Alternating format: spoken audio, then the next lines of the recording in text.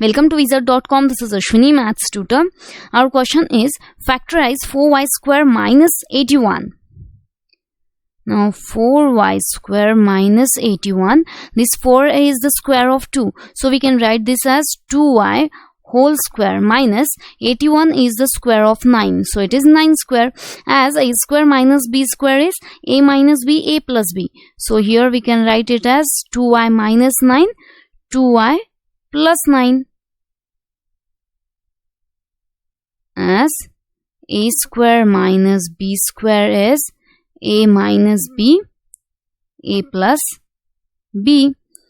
Hence factorization of 4y square minus 81 is 2y plus 9, 2y minus 9.